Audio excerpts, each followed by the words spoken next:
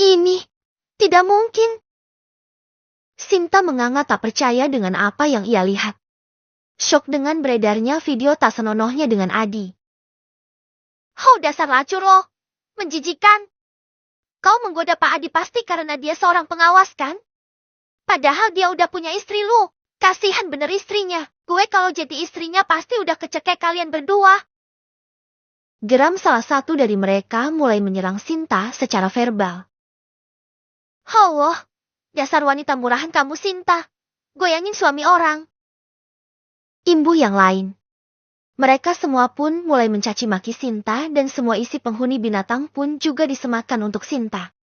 Sedangkan Sinta, jelaslah dia malu dan juga merasa tersudutkan.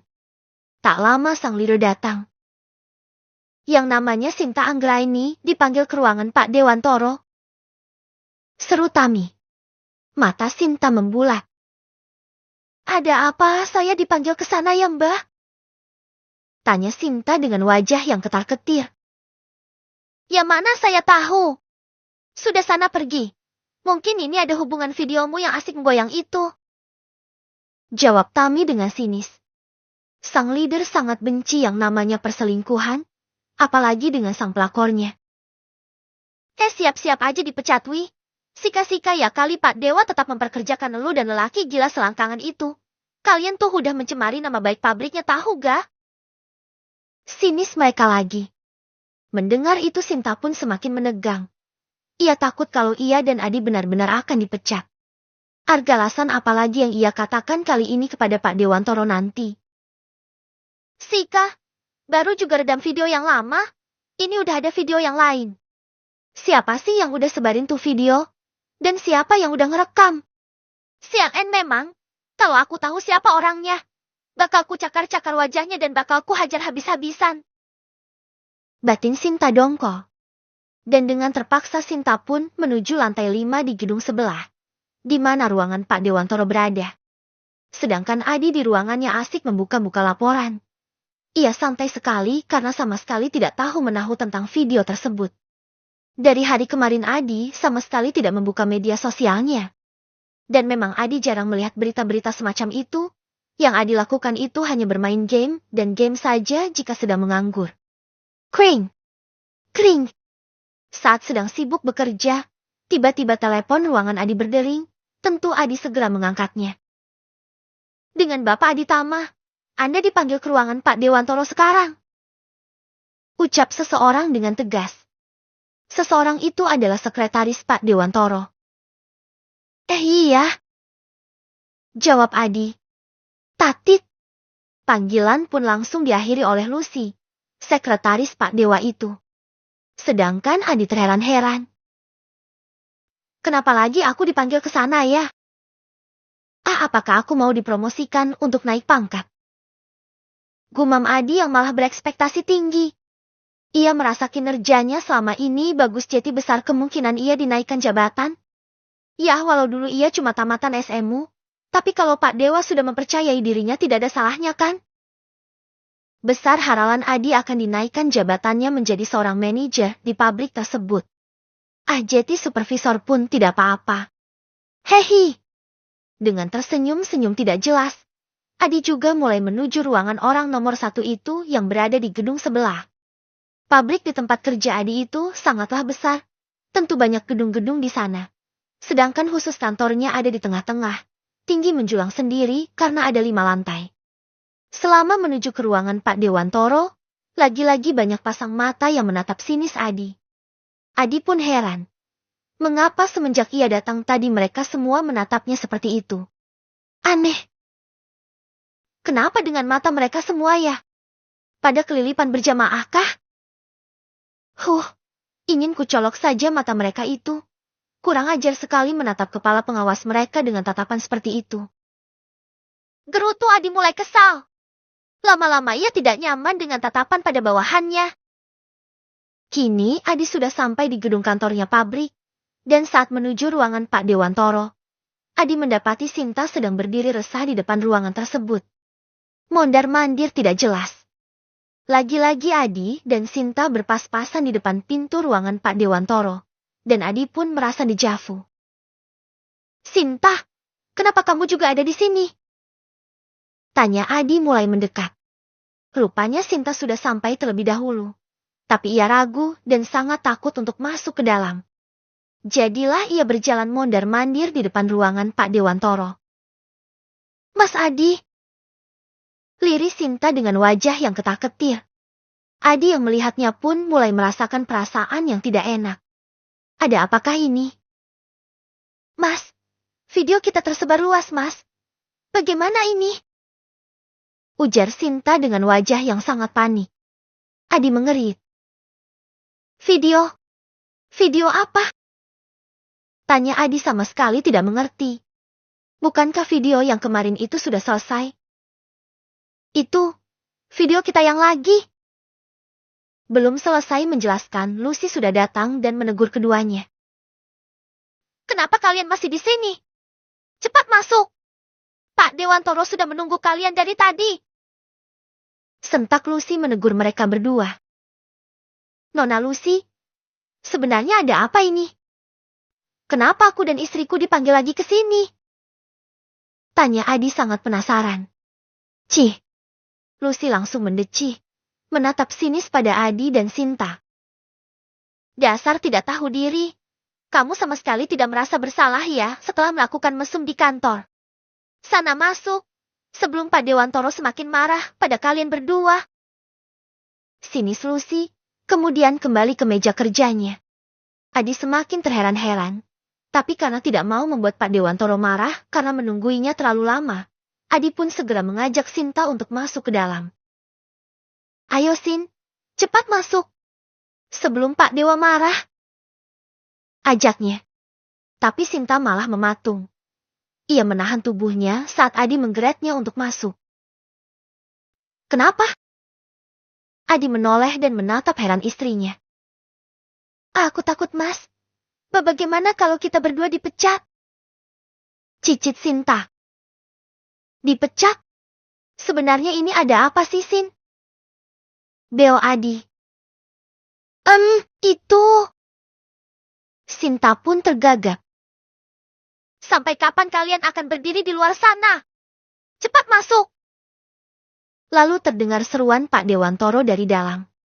Rupanya Pak Dewa tahu Sinta dan Adi sedari tadi di luar ruangan. Geram karena mereka tak kunjung masuk menghadapnya. Klek. Itu Pak Dewa udah manggil Sin. Ayo cepat. Gumam Adi mulai ketar-ketir.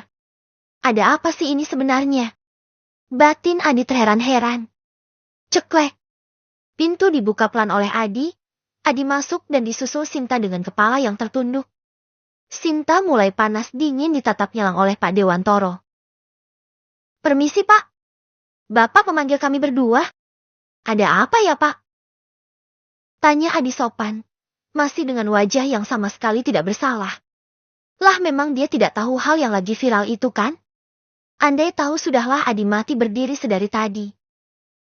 Ada apa? Kamu masih tanya ada apa, Adi? Geram Pak Dewantoro menatap nyalang kepada mereka berdua. Jujur Adi mulai gentar. Ia merasa pasti sudah terjadi hal yang buruk. Tapi apa? Maaf Pak. Tapi saya benar-benar tidak tahu. Ini ada apa ya Pak? Kenapa Bapak seperti marah begitu? Saya merasa tidak melakukan kesalahan. Ucap Adi hati-hati. Sedangkan Sinta yang berdiri di sampingnya meremas kuat-kuat kedua tangannya itu. Ia tak berani menatap langsung wajah Pak Dewantoro. Tidak melakukan kesalahan kamu bilang, ha? Lalu ini apa, Adi? Teriak Pak Dewantoro seraya meletakkan ponselnya di atas meja. Ponsel yang masih menyala itu menampilkan video Adi Sinta yang lagi viral. Adi mengerit. Kemudian dengan ragu mengambil ponsel tersebut dan... Baam! Mata Adi melotot seketika. Ini... Gagapnya dan PYAARRRR. Tanpa sengaja Adi menjatuhkan ponsel Pak Dewantoro saking syoknya dirinya. Pak Dewantoro pun semakin murka. Lihatlah ponselnya yang harganya puluhan juga itu sampai retak. Apa yang kamu lakukan, Adi? Lihatlah kau merusak ponsel mahalku. Pekik Pak Dewantoro. Adi pun panik. Ia baru sadar telah membuat kesalahan. Lagi. Kegas Adi pun memungut ponsel tersebut yang sudah retak di bagian layarnya. Sial En. Mana merknya apa digigit lagi? Maaf Pak. Saya tidak sengaja. Cicit Adi seraya mengembalikan ponsel Pak Dewa. Pak Dewa pun menyambarnya. Ini rusak Adi. Kamu harus tanggung jawab. Sarkasnya. Maaf Pak. Tapi tentang video ke-1. Tuh. Cicit Adi tertahan. Kalian berdua saya pecat. Putus Pak Dewantoro tanpa toleransi lagi. Sinta dan Adi melotot. Apa? Dipecat Pak? Adi dan Sinta menganga tak percaya. Ya, kalian saya pecat. Dan karena telah merusak ponsel saya, kalian tidak akan mendapatkan pesangon sama sekali. Dan kalian juga tidak akan bisa mencairkan asuransi karena kesalahan kalian kali ini sangat fatal. Pak Dewa, tolong jangan pecat saya, Pak.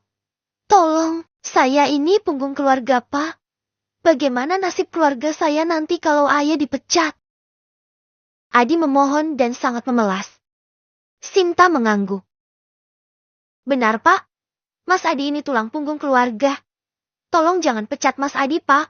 Sebagai gantinya saya saja yang dipecat. Biar saya yang menanggung konsekuensi semua ini.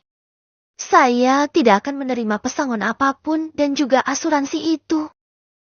Tapi tolong jangan pecat Mas Adi, Pak. Ibu Sinta juga memohonkan ampunan untuk Adi. Biarlah dirinya saja yang dipecat. Jangan suaminya. Semenjak dipindah Len, Sinta merasa mulai tidak betah bekerja di pabrik tersebut. Dengan ditambah dengan pekerjaan rumah yang menggunung, Sinta memang sudah ada rencana untuk berhenti bekerja. Tetapi tidak sesuai harapan. Pak Dewantoro mana mau memaafkan mereka berdua. Ketahuilah kasus satu ini benar-benar membuat Pak Dewantoro sangat murka. Berani-beraninya dua orang ini melakukan itu di pabrik miliknya. Sebelum masalah ini sampai berimbas ke nama pabriknya. Alangkah baiknya Pak Dewa memberantas mereka berdua dari pabrik ini.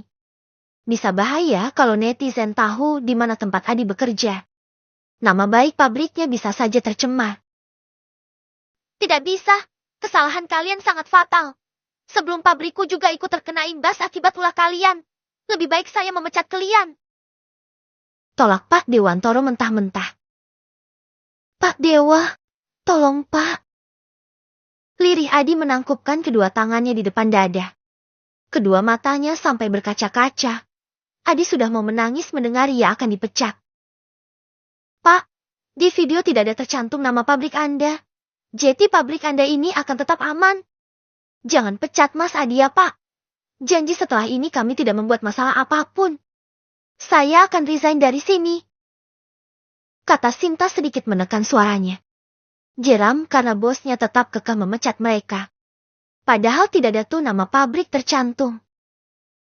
Siapa kamu mengaturku? Keputuaan saya sudah bulat. Kalian berdua saya pecat. Cepat pergi dari ruanganku sebelum aku panggil security untuk menyeret kalian berdua.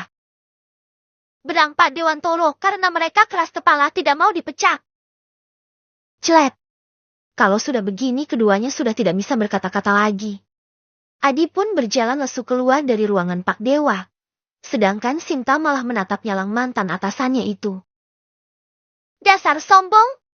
Baru punya pabrik segini aja, udah sombong sekali kau Dewantoro. Aku sumpahin pabrikmu ini bangkrut. Pekik Sinta menyumpah nyerapahi Pak Dewantoro. Bahkan dengan tidak sopannya Sinta memanggil Pak Dewantoro hanya menggunakan namanya saja, tanpa adanya embel-embel Pak lagi. Mata Pak Dewantoro pun melotot seketika, murka dengan yang dikatakan Sinta. Kamu!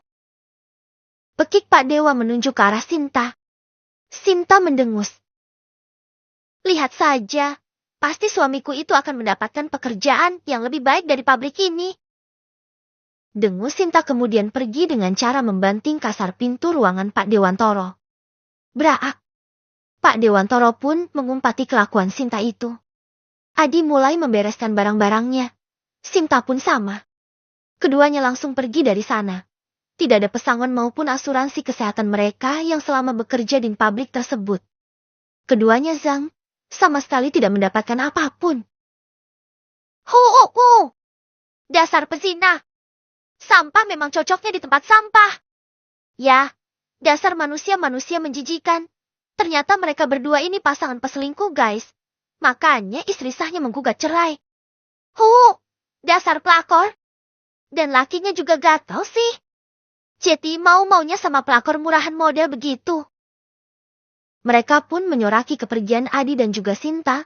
Ternyata tak hanya video asusila Adi dan Sinta yang tengah viral. Ada lagi berita perselingkuhan Adi, bahkan kabar Adi yang hanya menikahi Siri Sinta pun juga tersebar luar. Siapa lagi kalau bukan Naya orangnya? Naya menjual berita tersebut kepada seorang TikTokers yang sudah mempunyai banyak followers. Dan boom, tentu berita tersebut pun melejit dan tak kalah trending topik dengan video mesum Adi dan Sinta. Jangan sotoi kalian ya. Aku tuh bukan pelakor. Teriak Sinta murka. Kayak mana ada pelakor ngaku tolel. Balas mereka tak kalah ngegas. Sinta sudah mau membalas, tapi dicegah oleh Adi. Sudah Sin, sudah. Ayo cepat pulang. Tahan Adi kemudian menggeret tangan Sinta dan mengajaknya pulang. Sepanjang jalan Sinta tak henti-hentinya mengomel, sampai rumah Bu Indah pun terheran-heran dengan kepulangan anak dan menantunya. Kok kalian cepet banget pulangnya? Tanya Bu Indah sembari melirik jam yang masih menunjukkan angka 9 pagi lebih 10 menit. Kami dipecat, Bu. Lirih Adi lemah. Apa? Bu Indah syok bukan main. Bruk. Bu Indah sampai pingsan mendengar kabar buruk tersebut. Ibu! Pekik Adi dan Sinta bersamaan. 5 bulan telah berlalu.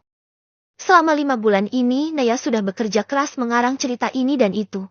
Tak hanya di satu aplikasi, tetapi Naya juga merambah ke aplikasi lainnya. Jadi dalam waktu setengah tahun ini, Naya sudah mempunyai tabungan lebih dari 200 juta di dalam rekeningnya. Naya memutar otak. Ia sudah memutuskan untuk memulai usaha saja. Masalah membangun rumah ia pikir nanti. Toh ia nyaman-nyaman saja tinggal di rumah yang berdinding kepang itu. Ia akan memutarkan uangnya untuk berusaha yang bisa menghasilkan uang. Naya pun pergi ke toko bangunan. Ia akan berbelanja untuk membeli bahan-bahan material. Rencananya ia akan membangun sebuah minimarket. Kebetulan minimarket di daerahnya itu cukup jauh. Jadi ia akan membangun minimarket di belakang rumahnya yang kebetulan halaman belakangnya itu menghadap jalanan beraspal. Lebar tanah yang luas juga akan ia buat jalanan kecil. Supaya kalau ada warga desanya yang hendak belanja ada jalan pintas menuju ke minimarketnya itu. Jadi tidak perlu memutar arah sampai keluar kampung untuk ke minimarket tersebut. Mas, beli ini dan ini. Naya menyodorkan sebuah kertas yang di dalamnya sudah ia tulis apa-apa saja yang akan ia beli. Ia sudah mendiskusikannya dengan seorang tukang yang akan menggarap bangunan barunya itu. Oh iya Mbak, sebentar. Saya cek dan saya total dulu ya. Karyawan bangunan itu pun segera membaca pesanan Naya dan tak lupa mentotal semua pesanan dan tak lupa mencatatnya di kwitansi. Ini Mbak, jadi totalnya semuanya rupiah 43.567. No. Sang karyawan bangunan menyodorkan sebuah kwitansi. Naya menerimanya dan tak lupa mengecek kwitansi tersebut. Setelah dirasa benar Naya pun segera membayarnya secara cash. Kemarin ia sudah mengambil uang dari bank sebesar 100 juta. Ini Mas, coba dihitung dulu. Kata Naya sembari menyodorkan uang gepokan berwarna merah terhadap karyawan tersebut. Uang Naya mulai dihitung. Sebentar Mbak, saya ambilkan kembaliannya dulu. Kira-kira akan dikirim kapan Mas? Tanya Naya setelah kembalian sudah diserahkan padanya. Besok Mbak, atau paling lambat lusa. Karena pesanan Mbak cukup banyak. Dan juga customer lain yang juga sudah memesan material terlebih dahulu. Naya mengangguk mendengarnya. Oke. Turunnya yang di pinggir jalan raya itu ya Mas. Yang seberangnya ada kebun kelengkengnya. Nanti telepon aja deh. Biar saja kasih jelas patokannya. Ucap Naya. Baik Mbak. Setelah mengucapkan terima kasih Naya pun pulang. Dan benar saja, esoknya semua material pesanan Naya diantarkan. 1 hari setelahnya para tukang pun memulai membangun minimarket yang sudah dirancang itu. Cukup banyak orang yang dipekerjakan hingga dalam 2 bulan saja bangunan minimarket Naya sudah berdiri kokoh. Sudah cantik dengan finishingnya. Naya menatap dengan mata berkaca-kaca dengan hasilnya ini. Ia sama sekali tidak menyangka bahwa ia akan sampai punya sebuah minimarket. Walau belum beroperasi, tetapi Naya sudah bangga. Selamat ya, Nei. Kamu hebat bisa mendirikan sebuah minimarket. Kapan nih grand openingnya Kanaya Mart dibuka? Ucap Nanda memberi selamat. Sekaligus menanyakan kapan beroperasinya minimarket Naya ini. Karena kekurangan modal, akhirnya Naya mengajak Nanda untuk bekerja sama. Nanda pun setuju dan akan menanamkan modalnya di minimarket ini. Jadi minimarket Naya pun akan bisa segera beroperasi. Nantilah setelah jenang abang kita akan mengisi minimarket ini Endea. Balas Naya. Jenang abang atau istilahnya selamatan atau syukuran pemberian nama untuk minimarket Naya. Biar berkah usahanya ini. Oke. Setelah melakukan selamatan untuk berdirinya Kanaya Mart, Naya pun segera menghubungi supplier-supplier yang sudah resmi bekerja sama dengannya. Sore ini satu persatu supplier datang dengan mobil box. Seperti minimarket pada umumnya. Naya mengisi berbagai barang dan cemilan, susu berikut dengan diapersnya. Naya dan Nanda sepakat untuk mengambil untung tidak terlalu banyak. Walau sedikit, tapi ada selisih harga dengan minimarket yang sudah punya nama itu. Keduanya bahu-membahu untuk mengecek dan membarkode setiap barang. Untuk saat ini, keduanya belum mencari karyawan. Karena belum beroperasi, jadi mereka mengerjakan hanya berdua saja. Cukup melelahkan, karena barang cukup banyak. Setelah semua selesai mereka pun mulai menata di raknya masing-masing. Setelah 2 mingguan akhirnya semuanya pun selesai. Semua barang sudah tersusun dengan rapi di tempatnya masing-masing. Naya cukup bangga. Ia melihat ke seluruh ruangan dan terlihat kalau ini sudah mirip dengan minimarket pada umumnya. Semua sudah beres, Nei. Cetus Nanda yang juga sama-sama melihat ke sekeliling. Nanda pun juga tak percaya. Dalam hati berterima kasih terhadap Naya karena sudah diajak bekerja sama. Walau dia lebih senior dalam bidang kepenulisan, tetapi Nanda sama sekali belum ada nyali untuk berwirausaha. Uangnya selama ini ia tabung dan sebagian ia buat untuk merenovasi rumah. Sedangkan Naya belum genap setahun menulis tetapi sudah berani membuka usaha. Ya, itulah kehebatan Naya sedari dulu. Memang satset orangnya. Sudah mirip seperti minimarket pada umumnya gak sih Endea? Tanya Naya dengan konyolnya. Sudah bukan mirip lagi, Nei. Tapi ini memang betulan minimarket. Sahut Naya seraya terkekeh. Aku gak nyangka banget Endea bakal bisa buka usaha begini. Ini semua berkat kamu yang mengajari aku menulis online. Terima kasih ya. Ungkap Naya dengan mata berkaca-kaca. Terharu. Nanda menggeleng. Enggak. Ini memang murni kerja keras kamu, Naya. Aku hanya sebagai perantara kecil untukmu. Harusnya aku yang harus berterima kasih sama kamu. Karena sudah diajak join kerja sama ini. Kalau tidak pasti uangku hanya tertumpuk di bank.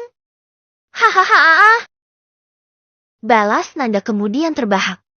Naya pun menggeleng-gelengkan kepalanya. Aku serius, Naya. Terima kasih ya. Dengan begini aku akan punya penghasilan tetap. Andai novelku tidak laku lagi setidaknya aku kan masih dapat penghasilan dari sini. Dari dulu aku tuh memang sudah ada rencana buka usaha. Tapi bingung mau usaha apa. Jadi sampai sekarang tidak pernah terlaksana deh. Ucap Nanda serius. Tapi ini pakai namaku tidak apa-apa Endea. Tanya Naya. Ya tidak apa-apa dong. Kan ini minimarket memang punyamu. Aku lu cuma nanam modal buat beli barangnya. Jadi ini usaha memang murni punya kamu. Balas Nanda. Oke. Yuk kita bersiap nyiapin untuk grand opening buat minimarket ini. Kita harus pergi ke percetakan untuk membuat banner yang sangat besar. Untuk menarik pelanggan. Ajak Naya. Yuk, keduanya pun pergi ke toko percetakan. Mereka akan membuat banner besar untuk pembukaan Kanaya Mart. Untuk menarik pelanggan di hari pertama. Neya dan Nanda pun sepakat untuk memberikan diskon besar-besar. Dan akhirnya lusa pun tiba. Hari yang ditunggu-tunggu pun akhirnya terlaksana juga. Pagi ini, Nanda dan Neya sudah siap untuk membuka Kanaya Mart ini. Ada sebuah pita memanjang di depan pintu minimarket. Banyak warga sekitar di sana. Mereka terlihat antusias dengan grand opening Kanaya Mart ini. Apalagi kalau bukan untuk memburu diskonan. Hihi, biasalah emak-emak. Carinya yang diskonan.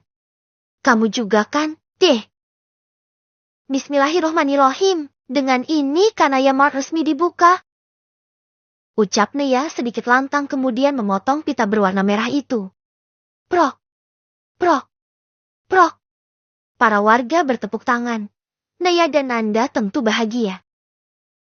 Selamat ya Mbak Neya, atas pembukaan Kanaya Mart. Iya, selamat ya Ney. Kamu udah sukses jadi pengusaha? Oh, pasti si mantan bakal menyesal tuh. Mantan istrinya bisa sampai buka minimarket. Para warga pun banyak memberi selamat untuk Neya. Terima kasih ya Bu Ibu. Balas Neya tersenyum saja. Monggo, silahkan yang mau belanja. Ucap Nanda mempersilahkan. Neya dan Nanda pun membuka lebar-lebar pintu minimarket. Mereka semua pun langsung masuk dan menyerbu barang diskonan. Neya dan Nanda saling lirik, keduanya lantas tersenyum. Lalu Neya dan Nanda pun bersiap di belakang kasir. Mereka sendiri yang bakalan menghandle ini. Sesekali keduanya akan memperhatikan CCTV, siapa tahu ada yang curang. Ya namanya orang banyak. Walau hampir kesemuanya para tetangga. Tapi tidak ada salahnya waspada kan? Tapi tenang, masih ada satu alat di dekat pintu. Alat tersebut adalah alat untuk mendeteksi barang yang belum terindikasi di mesin kasir. Andai ada orang yang mencuri, pastilah alat tersebut akan berbunyi nyaring. Memang sedikit mahal harganya, tapi mereka tetap membelinya supaya tidak mengalami kerugian. Neya dan Nanda pun mulai sibuk men-scan belanjaan para warga, random. Ada yang beli diapers 2 bal, susu formula 3 kardus, ada lagi yang membeli peralatan mandi banyak sekali, dan belum yang lainnya. Neya dan Nanda pun mulai kewalahan, karena pengunjung hari ini cukup banyak. Awalan yang bagus untuk hari pertama buka. Acara diskonan itu pun berlangsung selama 3 hari saja, tetapi dalam waktu 3 hari itu sudah banyak sekali yang terjual. Nei, stok di gudang sudah habis. Ini yang tersisa hanya yang dirak saja. Ucap Nanda melapor. Tadinya Neya sedang di luar menjadi kasir, sedangkan Nanda berada di gudang untuk mengambilkan stok barang terakhir yang diinginkan pelanggan. Nanti aku akan hubungi supplier untuk kirim barang lagi Endea. Ini apa saja yang sudah habis? Hampir semuanya, Nei. Neya pun tersenyum sumringah. Alhamdulillah banget ya Endea. Dalam waktu cuma 3 hari semua barang kita hampir habis. Iya, kan namanya lagi diskon. Pastilah mereka sangat antusias, Nei. Balas Nanda kemudian terkekeh. Ya udah nih handle dulu. Mumpung sepi aku akan hubungi supplier supaya cepat mengirim barangnya. Nanda mengangguk. Neya pun ke belakang dan menuju ke ruang kerjanya. Di sana ia mulai menghubungi para supplier untuk mengisi penuh gudangnya. Lelah juga ya, Nei. Padahal cuma jadi kasir aja. Oh ya, apa kita tidak cari orang, Nei? Kini sudah pukul 10 malam lebih. Sudah waktunya mereka untuk pulang. Dan terpaksa minimarket mereka tutup. Sudah seharian lebih mereka di sana untuk menghandle sendiri usaha mereka itu. Dan karena rumah Nanda cukup jauh. Jadilah selama 3 hari ini Nanda tidur menginap di rumah Neya. Kita lihat 1 bulan ini ya Endea. Kita akan pelajari pembukuan selama 1 bulan ini. 3 hari ini ramakan karena kita buka diskonan. Tidak tahu deh setelah hari esok. Tanggap Neya. Bukan apa, ini usaha baru saja dibuka. Belum tahu untung ruginya jadi Neya ingin mempelajarinya lebih dulu paling tidak sebulanan. Andai sepi Neya bisa pakai mode shift-shiftan dengan Anda. Tapi Neya berharapnya sih Rama sehingga ia bisa memperkerjakan karyawan. Oke. Nanda pun mengangguk setuju. Ia mengerti yang dimaksud Neya. Dan selama 1 bulanan ini pun Nanda tinggal di rumah Neya demi usaha bersamanya ini. Alhamdulillah sekali suaminya itu sangat pengertian. Mertuanya juga mendukung dan bersedia untuk mengemong anaknya terlebih dahulu. Bersyukur sekali Nanda mempunyai suami dan mertua yang baik. 1 bulan pun telah berlalu. Nyatanya minimarket Naya tetap ramai. Ya, walau tidak seramai saat ada diskonan waktu itu, tapi ini sudah sangat baik. Naya sudah mempelajari pembukuannya selama 1 bulan ini, dan keuntungan Kanaya Mart sangat memuaskan. Wah, untungnya banyak banget, Nei. Ucap Nanda menganga tidak percaya. Iya, alhamdulillah banget. Ini bagian kamu, Ende ya. Sesuai kesepakatan kita waktu itu ya. Aku 70% dan kamu 30%. Naya pun menyerahkan bagian Nanda sesuai modal yang Nanda berikan. Terima kasih ya, Naya. Tidak perlu berterima kasih. Ini kan juga hasil kerja keras kamu. Andai kamu tidak ikut nanam modal di sini, Kanaya Mart mana bisa buka secepat ini? Oh ya, kita bisa mulai buka lowongan Ende ya. Kita bisa pekerjakan 2 karyawan dulu. Mereka berdua yang akan menjadi kasir dan melayani pembeli. Sedangkan kita yang akan mengurus di bagian gudang. Kita bisa bergantian. 1 hari aku dan 1 harinya kamu. Jadi kamu tidak perlu bolak-balik ke sini setiap harinya. Kamu juga bisa mengurus keluarga kecilmu ya, walau 1 hari. Hi. Andai ini minimarket sudah berjalan dengan lancar, kita bisa menambah karyawan laki-laki untuk mengurus bagian gudang, dan karyawan lagi untuk bergantian shift. Jadi minimarket ini bisa buka 24 jam non-stop. Ibu Naya menjelaskan cara kerja mereka ke depannya. Oke, aku manut saja apa katamu, Nei. Otakmu kan lebih encer daripada aku. Hahaha. Berbeda dengan kehidupan Naya yang sudah mulai makmur, kehidupan Adi malah semakin belangsak. Waktu itu Adi dan Sinta resmi dipecat. Bu Indah yang terlalu syok dan mempunyai riwayat hipertensi itu pun terkena stroke ringan, sebelah badannya susah digerakkan, tetapi masih bisa beraktivitas walaupun lamban. Cara bicaranya juga cadel, dan setengah tahun ini Bu Indah terus melakukan pengobatan di rumah sakit setempat, dengan biaya yang ditanggung BPJS. Sudah pulang, Mas? Dapat uang berapa hari ini? Sinta muncul dengan perut buncitnya menghampiri Adi yang baru pulang mengais rezeki. Tak lama setelah dipecat, Sinta langsung mengaku hamil. Tentu ia mengatakan bahwa itu anaknya Adi. Dan sekarang usia kandungannya sudah 7 bulan, tapi ngakunya 5 bulan. Berhubung bentuk perutnya tidak terlalu besar, jadi mereka semua tidak ada yang curiga.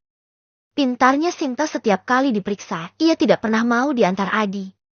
Adi yang waktu itu masih sibuk mencari pekerjaan pun tidak ambil pusing. Ia biarkan saja istrinya itu periksa ke puskesmas sendirian. Ini Sin, pintar-pintarlah menyisihkan untuk biaya lahiran kamu nanti. Dan jangan lupa sisihkan juga untuk bayar BPJS. Adi pun menyerahkan semua uang hasil jualnya pada sang istri. Setelah Bu Indah sakit, otomatis keuangan dihandle oleh Sinta. Tapi apakah Sinta langsung senang? Oh tidak. Uang yang diberikan Adi itu sangatlah minim. Palingan 30 kurang 50 ribu per hari. Paling besar ya 70 ribuan. Itu pun kalau jualannya habis. Tapi seringnya masih sisa sih.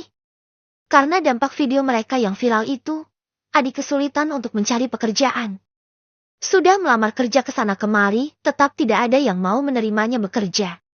Setelah 2 bulan menganggur, akhirnya Adi banting setir berjualan saja. Dengan modal hasil penjualan cincin kawin Sinta yang cuma 1 gram itu, Adi pun berjualan cilok. Malu sebenarnya, tapi mau bagaimana lagi, daripada terus menganggurkan. Setidaknya dengan berjualan cilok ada pemasukan walau cuma sedikit. Daripada tidak ada kemasukan sama sekali sedangkan mereka semua butuh makan.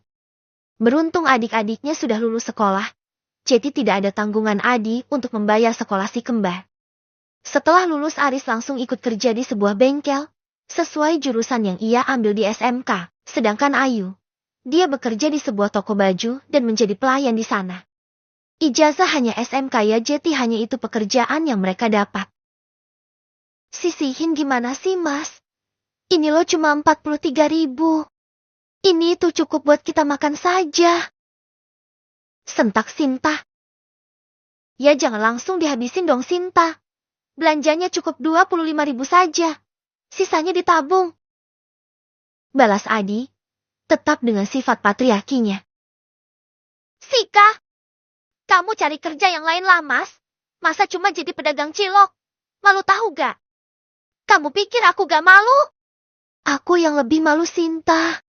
Dulu aku tuh seorang pengawas pabrik, dan sekarang berjualan cilok. Yang lebih malu di sini tuh aku, bukan kamu ya. Jadi perempuan sudah enak diberi duit, tinggal diatur aja susah. Udahlah kalau begitu biar aku saja yang atur sendiri uangnya. Karena kesal dengan Sinta yang terus mengeluh dan tak jarang menghianya, Adi pun merampas kembali uang pemberiannya itu. Loh, jangan diambillah, Mas. Itu kan buat belanja. Teriak Sinta. Sekarang aku tanya, ada berapa tabungan kita sekarang? Tanya Adi. Sinta pun gelagapan. Adalah. Jawab Sinta seenaknya. Ya adanya itu berapa, Sinta? Ingat kamu itu sedang hamil. 4 bulan lagi kamu mau melahirkan. Kamu pikir saat kamu lahiran nanti tidak pakai uang, ha? Kita juga belum nyicil beli perlengkapan bayi kan? Adi malah yang memikirkan semua keperluan itu, dan bukannya Sinta. Apa sih? Orang lahiran ditanggung BPJS juga. Sewot Sinta. Ya walaupun ditanggung BPJS, kamu pikir kesana kemari nih gak butuh duit, Sin? Belum lagi buat acara selamatan anak kita nanti. Balas Adi geram. Ayo cepat kasih tahu berapa uang tabungan kita. Adi pun langsung menuju ke kamar, hendak membuka lemari dan melihat tabungan mereka yang Sinta simpan. Waktu itu Sinta meyakinkan bahwa ia akan bisa berhemat. Jadi Adi mulai mempercayakan keuangan kepada istrinya. Mas, mau apa kamu, Mas? Sinta menyusul dengan wajahnya yang khawatir. Mau hitung tabungan kita. Kalau sudah lumayan setidaknya aku bisa tenang. Adi mulai membuka lemari, tapi langsung dicegah oleh Sinta. Tidak perlulah, Mas. Uangnya ada kok. 1 juta. Ya, sudah ada 1 juga tabungan kita. Ucap Sinta sedikit gagap. Mata Adi menyipit. Kamu kok aneh gitu? Kenapa gugup? Atau jangan-jangan kamu bohong ya? Selidik Adi. Mata Sinta kesana kemari. Mana ada aku bohong, Mas? Elak Sinta. Ya sudah, kalau begitu awas. Adi tetap memaksa melihat tabungan mereka dan saat membuka tempat penyimpanan mata Adi pun sukses melotot. Loh, ini apa, Sinta? Kenapa cuma ada 100.000? Tanya Adi mulai mencari uang yang lainnya. Kata istrinya tadi 1 juta kan? Kenapa adanya cuma 100.000? Itu. Sinta tak bisa berkata-kata. Kamu bohong, Sin. Apa tabungan kita cuma segini? Terus kemana uang pemberian aku selama ini, Sinta? Teriak Adi mulai murka. Hampir setiap hari Adi memberikan uang ke Sinta yang besarnya 40 dan 50 ribuan. Terkadang juga 80 ribu. Andai ditabungkan sedikitnya 10 ribu per harinya, 3 bulan ini harusnya mereka punya tabungan 900 ribu, bisa juga lebih. Tapi ini apa? Cuma 100 ribu. Kamu pikir uang pemberian kamu itu banyak, Mas? Tidak. Menurutku itu sangatlah sedikit. Kamu pikir uang 40 ribu itu cukup untuk kebutuhan sehari-hari kita, Mas? Belum buat bayar listrik juga. Uang segitu tuh sama sekali tidak cukup. Bella Sinta tidak mau disalahkan. Selama ini uang pemberian Adi selalu ia habiskan. Mana mau Sinta makan cuma tahu tempe. Setidaknya harus ada lauk ayam di setiap ia makan. Jika di rumah Sinta selalu masak sederhana. Dan jika Adi sudah pergi bekerja, maka Sinta akan keluar dan membeli makanan yang ia inginkan. Memang benar ia akan menyisihkan uang, tapi itu cuma untuk bayar listrik dan juga BPJS. Plaak. Siapa disangka? Adi malah menampar Sinta. Kak, kamu nampar aku, Mas? Ucap Sinta menganga tidak percaya. Kamu pikir aku bodoh, Sin? Kamu pasti habiskan sendiri kan uang itu. Padahal setiap bulan Aris akan memberi uang untuk membantu kebutuhan kita, walau itu cuma sedikit. Tapi kenapa tidak ada uang tabungan kita sama sekali? Pasti kamu sudah berfoya-foya sendirian. Benar kata ibu, kamu memang istri yang boros. Sama sekali tidak bisa dipercayakan keuangan. Udahlah, mulai saat ini aku yang menghandle sendiri keuangan. Kamu akan aku jatah cuma cukup untuk makan kita saja. Putus Adi setelahnya menyambar handuk dan pergi ke kamar mandi. Sinta menahan tangis sembari mengusap-usap pipinya yang terasa kebas perih itu. Padahal cuma uang 20.000 yang kubuat jajan. Mas Adi sampai marah segitunya. Sial sekali aku punya suami yang kere dan pelit seperti dia. Kalau begini nyesel aku jadikan kamu suamiku, Mas Adi. Gerutu Sinta meratapi nasibnya yang jauh dari ekspektasinya dulu. Nasi sudah menjadi bubur. Mau tak mau Sinta harus menjalani pilihan hidupnya ini. Tapi entah sampai kapan ia akan bertahan dengan situasi yang seperti ini. Di belakang, Adi juga tak kalah kesalnya. Ia terus menggerutu menyesali keadaan. Kenapa sekarang hidupku semakin belangsak begini? Apa benar kata Naya beda istri beda rezeki? Dulu 3 bulan setelah menikah dengan Naya aku langsung diangkat menjadi pengawas gudang. Tapi setelah berpisah dengan Naya dan beristri Sinta aku malah dipecat dan sulit mendapat pekerjaan. Pasangan peselingkuh itu pun sama-sama menyesal. Sinta menyesal telah memilih Adi sebagai ayah bayinya, sedangkan Adi menyesal telah berselingkuh dengan Sinta. Andai Adi tahu konsekuensi menyelingkuhi Naya seperti ini, Adi bakalan pikir 2 kali. Tidak. Lebih baik Adi tidak akan pernah berselingkuh saja. Adi baru sadar kalau Naya itu adalah keberuntungan untuknya.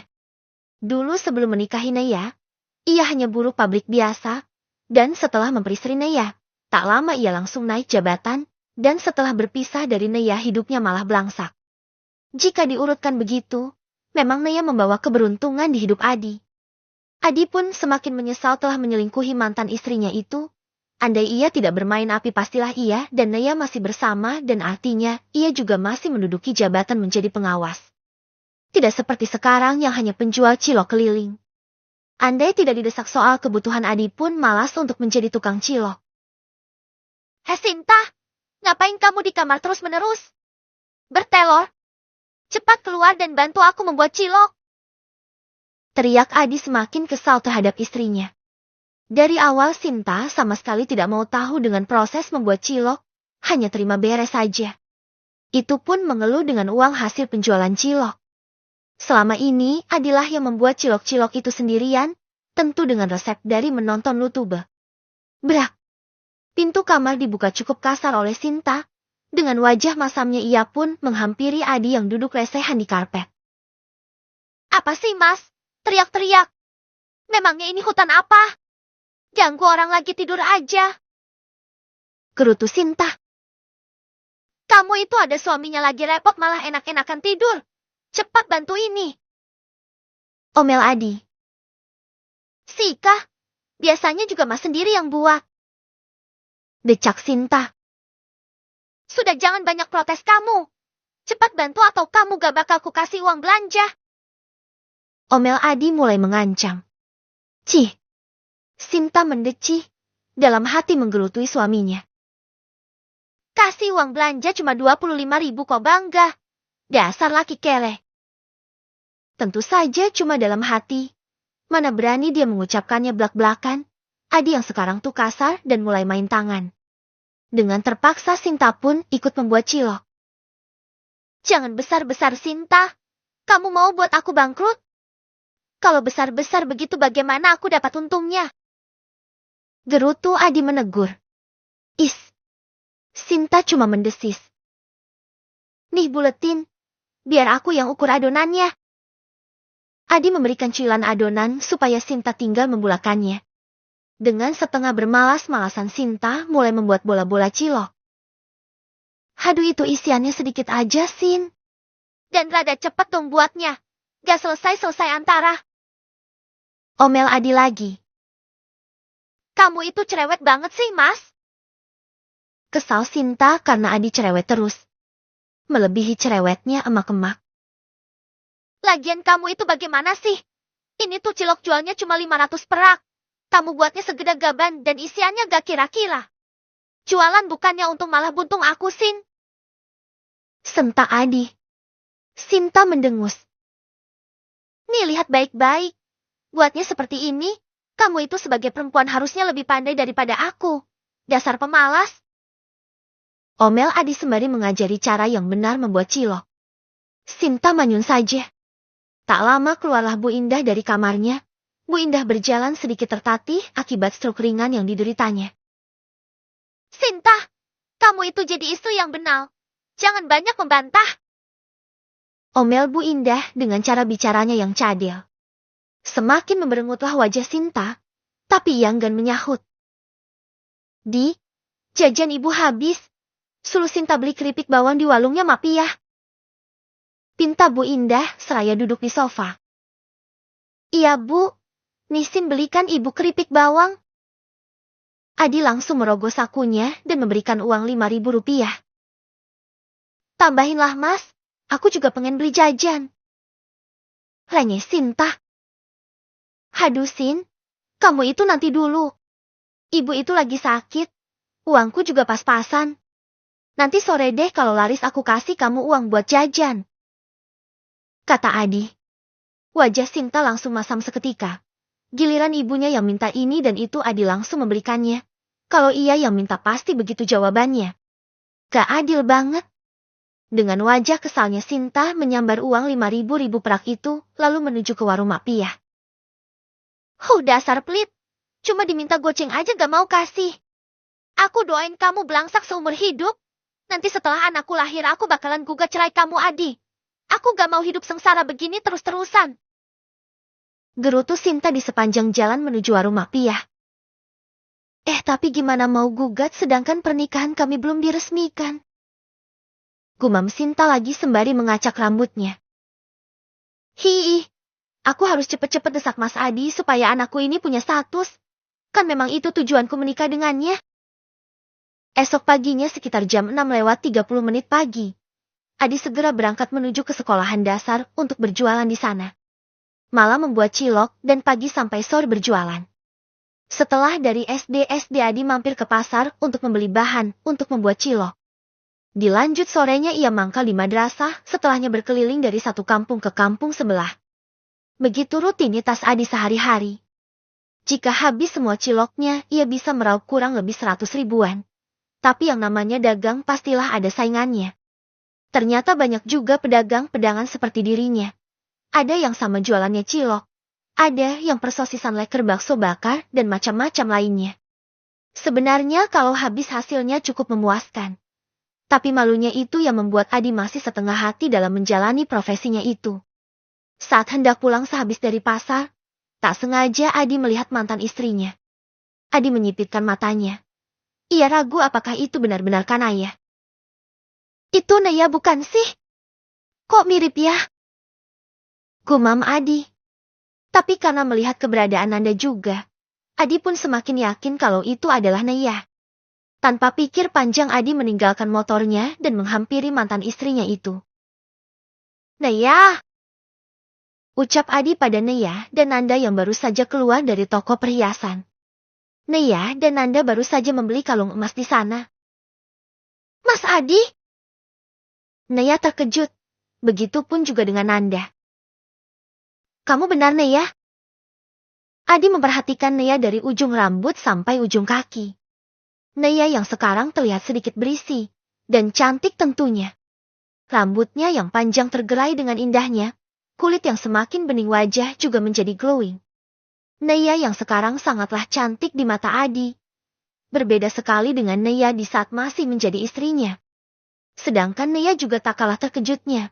Matanya juga memindai penampilan Adi dari atas sampai bawah. Adi terlihat kucel. Rambut yang tak lagi klimia, kaos buluk, celana jeans yang sudah mulai memudar dan juga sendal jepit. Astaga, ini bukan Adi banget. Dulu Adi sangat menjaga sekali penampilannya. Tapi sekarang... Hei Adi, kamu jualan ya? Jualan apa? Tanya Nanda memecah keterkejutan sepasang mantan suami istri itu. Kalau Adi terpana dengan penampilan sang mantan istri yang sudah glow up, sedangkan ia terpana dengan penampilan Adi yang 180 derajat berubah mirip abang-abang pinggir jalan. Melihat penampilan Adi yang kucel dengan tas di pinggang, Nanda menebak Adi ini berjualan.